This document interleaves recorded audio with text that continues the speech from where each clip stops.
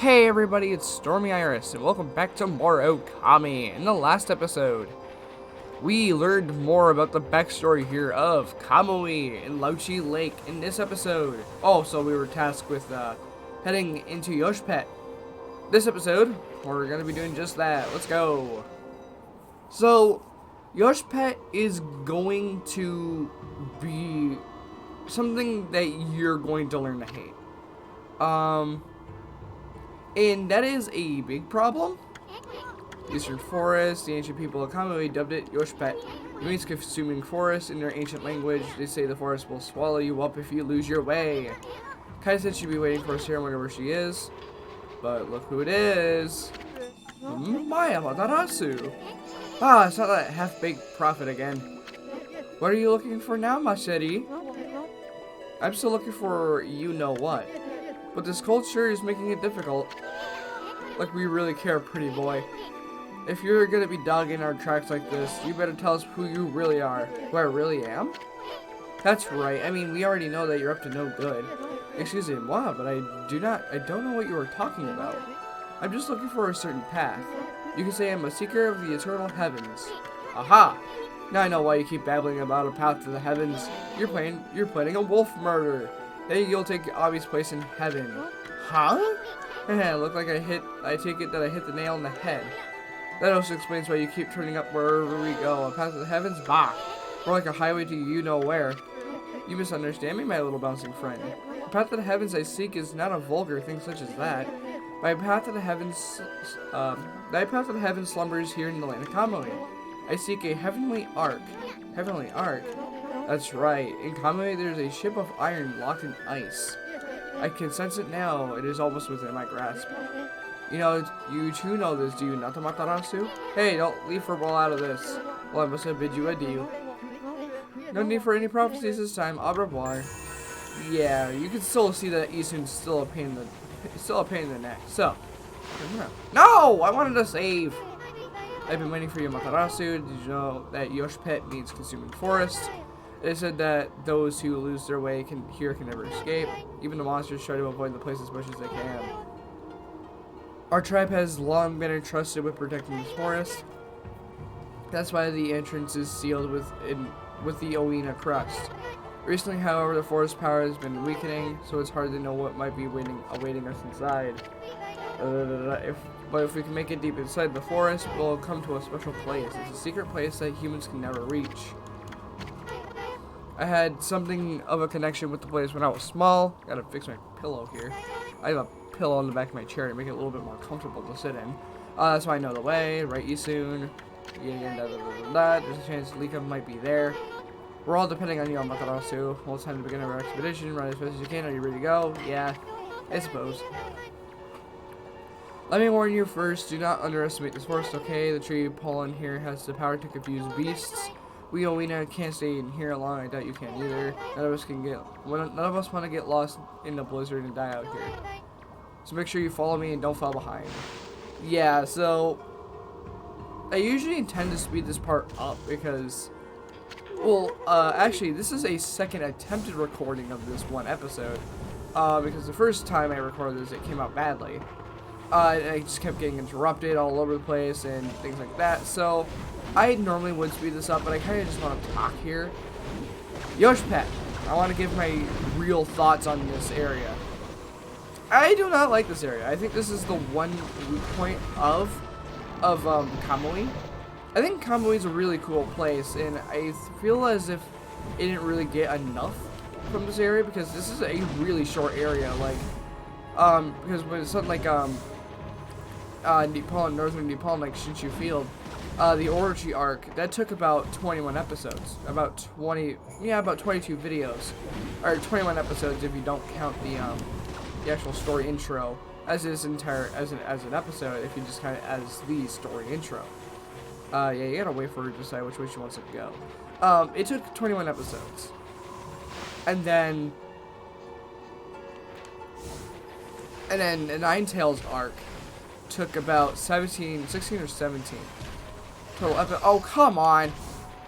I'm trying to move out of the way. Kai, stop pushing me into the ice, you butthole. God, alright. Yeah, ouch. Alright, well, I still made it through, I suppose, and it made all the ice chunks fall. That's the Ninetales arc was a little bit shorter, and it didn't feel that way. That's kind of the weird thing as well. Like, that's the thing I will always say. You also have these little time things here to let you have more time. I do not know what happens if you fail it. I don't want to find out. The Ninetales arc didn't feel that short to me. Even though it was only like 17, oh, frick off. Even though it was only like 17 episodes, I feel like it took way longer to get those episodes recorded than a lot of people would realize. Because it was a matter of like, oh, I didn't have time to record this many. Oh, whoa, she got caught by a snowball, jeez. Yeah, this is the part that I absolutely hate the most with these giant freaking snowballs. Alright, you know, that was just my thing though, but Kamui is quite a short area. It's like one of these shortest, come on! Come on! I hate the snowballs.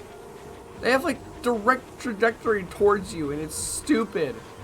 Okay, we're past them. Okay, I only got hit twice. When my first run on this, I got hit like 6,000 times. Oh no, please. No, please. I'd rather not. These freaking ice.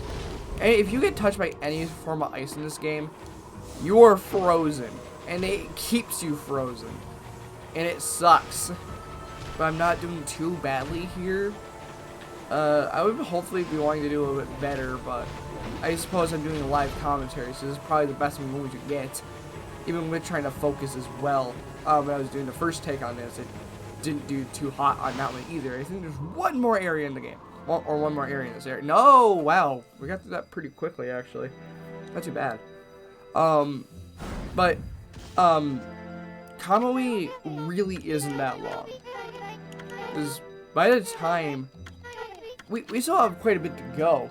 Don't get me wrong. I think it'll be at least... I think Kamui will be the least amount of episodes as the other two arcs. But yeah. So, trees of blossom. Can you actually blossom these? Oh, you can! I didn't know that, actually. Oh, this place hasn't changed a bit. There's a deer. Whoa! Wait! Whoa! Okay. The Ponko village, Hawkdan, is in this tree stump. Too bad you're so big. I'm sure you'd like to go in there and chat with the locals.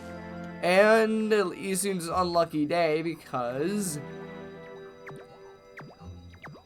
the lucky mallet. Hey, isn't that? Yes, the lucky mallet. What's it doing here? Don't tell me it wants to repay you for your kindness. Who knew tools could be so loyal? Ah, man. Hey, Easton, that's definitely a thing that you should learn. I'm just kidding. I guess you could visit Hawkdan if you were smaller. Well, for all, you're gonna go in there and what? You wanna enter Hawkdan? Yes. Really? Well, I suppose you could ask the villagers about Lika, but you have to go in by yourself. I ain't going in there. This look helmet of mine could get ruined in such a gloomy place. And you're about to figure out why. So we're gonna get shrunk down. Easton will not go in because, well, if it wasn't obvious enough, this is where Easton comes from. This is where Easton was born and raised. And following the arc, Easton stole paintings and fled Hawkdan. So that's why he really just doesn't want to go back there. That's part of his story in this game. So here we are in Hawkdan. So there's only really a few things. There's a whole bunch of treasure if you want to.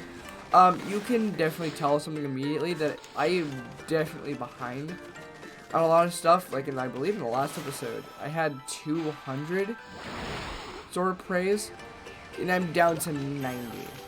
A lot of that is because of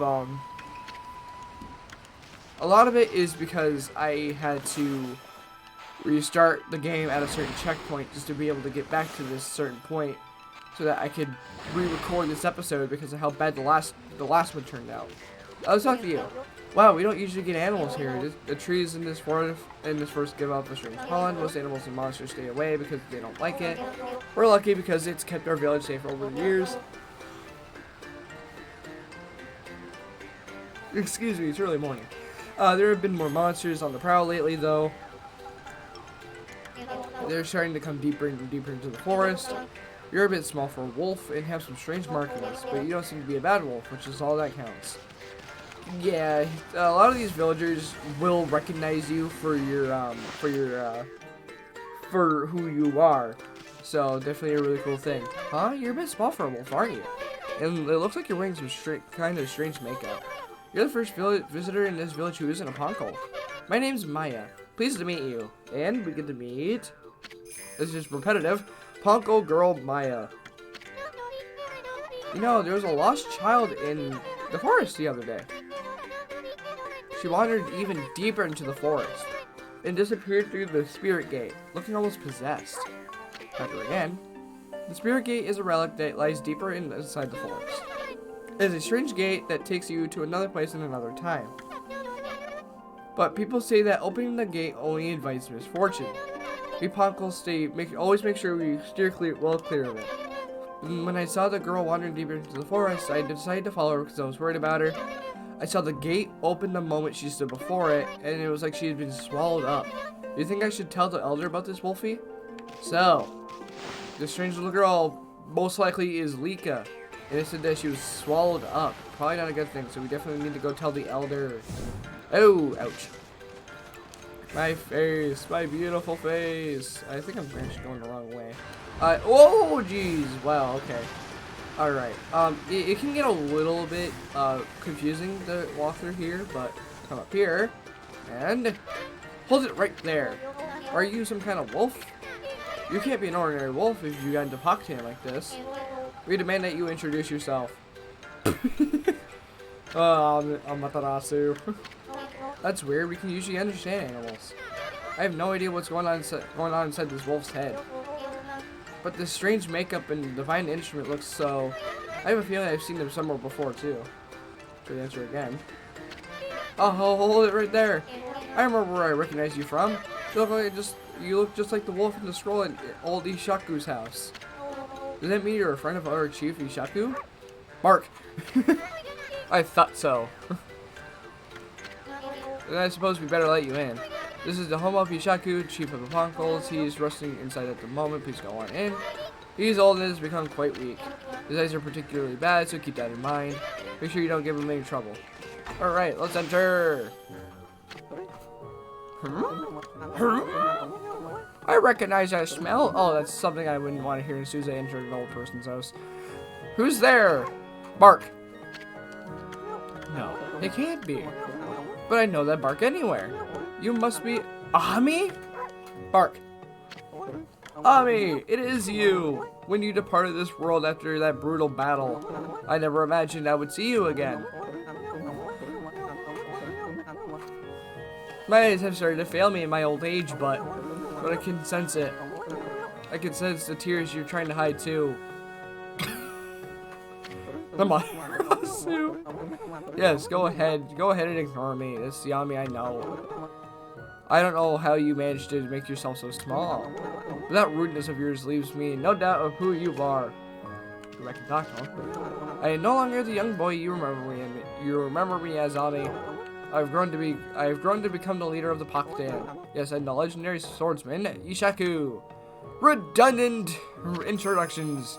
Legendary swordsman Ishaku, self-proclaimed. Some of these are pretty funny though.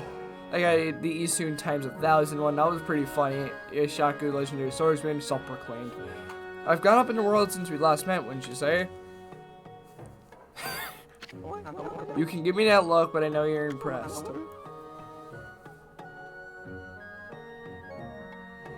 Oh god. I don't know why I'm yawning so much.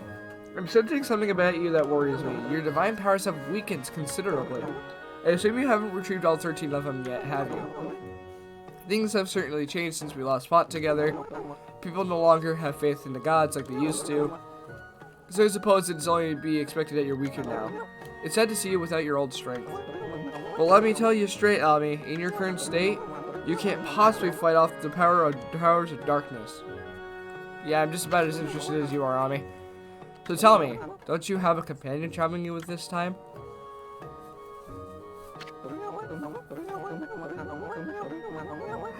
Is that a no? You mean you come all this way alone? I wasn't expecting to see you with anyone in particular, mind you. Oh well, never mind, it's no big deal. Ami, I'm sure you already know this, but in your current state, you can't defeat the ruler of darkness. We Ponkles always knew that darkness would come one day. In this way, we've been training to be celestial envoys. You seem to have forgotten absolutely everything. Celestial envoys are messengers of the gods. The gods cannot live on unless people believe in them. We Ponkles are the only ones who can communicate with gods. And we train as artists to teach the world their divine power. Then only the very best of us are chosen to be given the honor of being named a celestial envoy. I was the 6th celestial envoy when I traveled with you. But I am old now and I'm not as strong as I used to be. So I decided to take everything I've learned and teach it to my people. I've been very strict, but it's paid off. Now almost all of them have what it takes to be a celestial envoy, so I'll be taking a look around the village and talk to them, decide who want to be a celestial envoy. The 7th one, choose your divine powers. People believe in you, your powers are sure to return. Then and only then will you be able to defeat the darkness. What is it? Nothing, because I'm a silent protagonist. Oof, ignore me again, are you? It doesn't matter, I can tell what you're thinking anyway. You're thinking about the spirit gate, aren't you? Only a fool would be interested in something like that.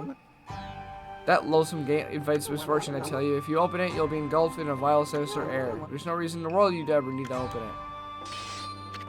Anyway, it can't be opened without my trusty sword, Ejinamaru.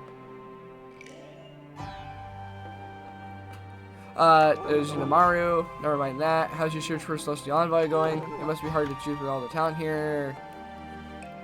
You can always tell what she's thinking, apparently. What is it you want to tell me? Just for a record, I don't have a grandson anymore. That no good rascal gave up on his training and ran away.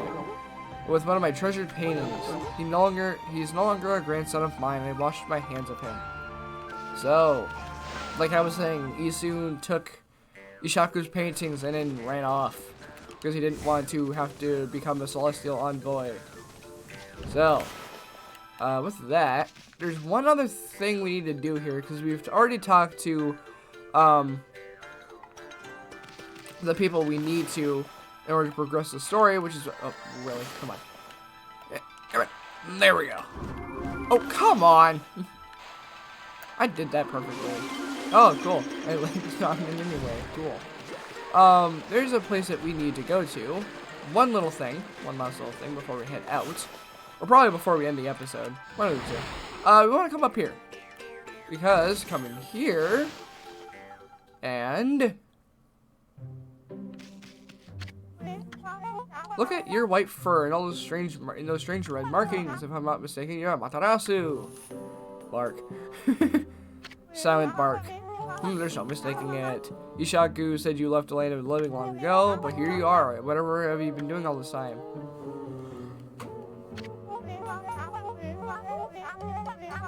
I suppose there's no point in questioning you, dear.